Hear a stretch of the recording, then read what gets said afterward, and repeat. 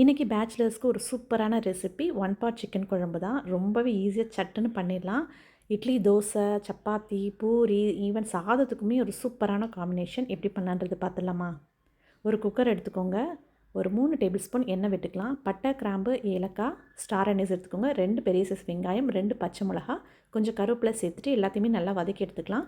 2 தக்காளி, 1 table spoon இஞ்சி பூண்டு பேஸ்ட்டு, இதுக்கு தேவையான அளவுக்கு உப்பு போட்டுட்டு நல்லா வதக்குனதுக்கப்புறம் இதுக்கு தேவையான அளவுக்கு மஞ்சத்தூள், 3 டேபிள் ஸ்பூன் குழம்பு மிளகாத்தூள் ஆட் பண்ணியிருக்கேன். மிளகாத்தூள், மல்லித்தூள் இருந்தாலும் மிளகாத்தூள் ஒரு 3 டேபிள் ஸ்பூன், மல்லித்தூள் ஒரு 5 டேபிள் ஸ்பூன் சேர்த்துக்கோங்க.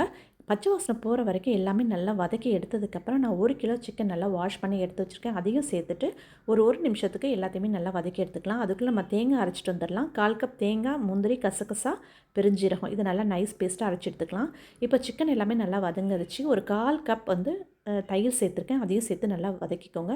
1 கப் தண்ணி ஊற்றி மூடி போட்டு மூடி ஒரு 2லேருந்து 3 விசில் வச்சு எடுத்துக்கலாம். சிக்கன் நல்லா வெந்துடும். இப்போ நம்ம தேங்காய் மசாலா அதையும் அரைச்சி எடுத்து வச்சாச்சு. சிக்கனும் நல்லா வெந்துருச்சு. இப்போ நம்ம கடைசியாக நம்ம அரைச்சி வச்சுருக்க தேங்காய் அரைச்சிருக்கோம் இல்லையா மசாலா, அதையும் சேர்த்துடலாம். அதையும் சேர்த்துட்டு எல்லாத்தையுமே நல்லா மிக்ஸ் பண்ணிக்கோங்க. சப்போஸ் தண்ணி தேவைப்பட்டால் நீங்கள் தண்ணி சேர்த்துக்கோங்க. இல்லை கட்டியாக வேணும்னா தண்ணி சேர்க்காமல் கட்டியாகவே எடுத்து வச்சுக்கலாம். கடைசியாக வாசனைக்கு கருவேப்பிலை, கொத்தமல்லி தூவி இறக்கிட்டிங்கன்னா சூப்பரான குழம்பு கம கமன் வாசனையோடு ரெடி ஆயிருங்க. கண்டிப்பாக ட்ரை பண்ணி பாருங்கள். சேவ் பண்ணி வச்சுக்கோங்க. தேங்க்யூ.